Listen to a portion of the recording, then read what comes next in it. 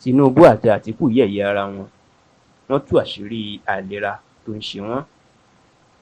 Olùdíje fún ipò ààrẹ ti ẹgbẹ́ òṣèlú APC àti ti ẹgbẹ́ òṣèlú PDP, ìyẹn Aṣíwájú Bọ́lá Ahmed Tinubu àti Alhaji Atiku Abubakar, wọ́n mà ti yẹ̀yẹ́ ara wọn, wọ́n ti fẹ̀dí ara wọn síta, wọ́n ti kó ara wọn síta bíi ọmọ ọjọ́ mẹ́jọ, tí wọ́n sì tú àṣírí pé àrùn burúkú ó wà ní ara àwọn méjèèjì.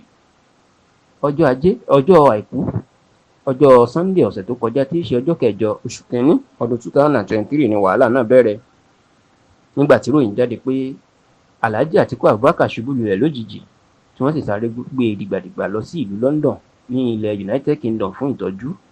Gbàrà tí ròyìn ti ń tàn káàkiri ní Àtíkù fèsì nípasẹ̀ agbẹnusọ polongo òdìbò ẹ̀ Sẹ́nétọ̀ Dino Melaye, tọkùnrin náà sì ní kò sí nǹkan tó jọ ọ́, ó ní kókó lára ọ̀tá Àtíkù le, àti pé àwọn ìjọba ilẹ̀ United Kingdom ni wọ́n ránṣẹ́ pé Àtíkù láti wá bá wọn ṣèpàdé àti láti wá sọ àwọn nǹkan tí yóò ṣe pẹ̀lú ìjọba wọn bó bá di ààrẹ orílẹ̀-èdè Nàìjíríà.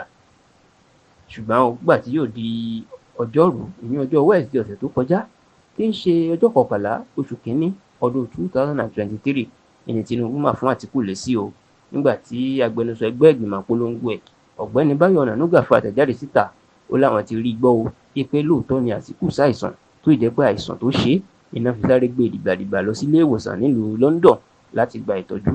Kí ni Àtíkù rí ọ̀rọ̀ tí Tinubu sọ yìí sí? Níṣe ló faraya, bẹ́ẹ̀ ló fi àtẹ̀jáde síta nípasẹ̀ ọ̀kan lára àwọn agbẹnusọ ẹgbẹ́ ìgbìmọ̀ polongo tiẹ̀ náà, èyí Ọ̀gbẹ́ni Kọ́lá Ọlọ́gbọ̀ndìyàn, ọmọ bíbí ìpínlẹ̀ Kogi. Níṣe ni Àtíkù ní àìsàn burúkú kan tí wọ́n ń pè ní Parkinson ni ló ń ṣe Tinubu. Ó ní ẹni tí àìsàn bá mú, níṣe lọ́wọ́ rẹ̀ á máa gbọ̀n pìpìpìpìpìpì bí ẹ̀rọ jẹnẹrétọ̀ tàbí ẹyẹ tó jò pa.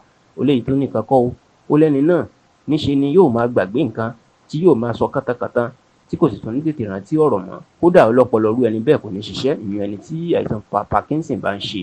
Èyí mà ló fà á tí Àtíkù fi ní Tinubu ń sọ kátàkátà ní ìpolongo ìdìbò tó ń ṣe, tó jẹ́ pé ìsọkúsọ ló máa ń sọ tí yóò máa ṣe àṣìṣe lẹ́ẹ̀mẹwàá. Tinubu láìsàn yìí ló ń ṣe, Àtíkù ní àìsàn yìí ló ń ṣe Tinubu, tó sì ní yàtọ̀ sí pé ìlera ẹ̀ ò dáa, tí ò sì yẹ kí irú ẹni bẹ́ẹ̀ ṣe ààrẹ Nàìjíríà.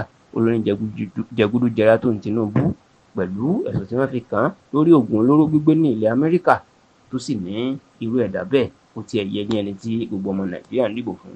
Ọ̀pọ̀ àwọn èèyàn tí wọ́n ń gbọ́ bí Tinubu àti Àtíkù ṣe ń tú àṣírí ara wọn, tí wọ́n ń yẹ̀yẹ́ ara wọn yìí, ìní wọ́n fi wọ́n rẹ́rìn-ín. Bẹ́ẹ̀ lọ̀pọ̀ èèyàn ń sọ wípé àwọn méjèèjì náà ni wọ́n ti dàgbà, kẹ́nìkan kan wá parọ́ fáwọn pé ọ̀kan dàgbà ju ọ̀kan lọ. Ṣùgbọ́n o, tí Tinubu àti Àtíkù tí wọn kò dákẹ́ fáwọn ọmọlẹ́yìn wọn, tí wọ́n sì ń yẹ̀yẹ́ ara wọn lọ lásìkò tá a ṣàkójọpọ̀ ròyìn.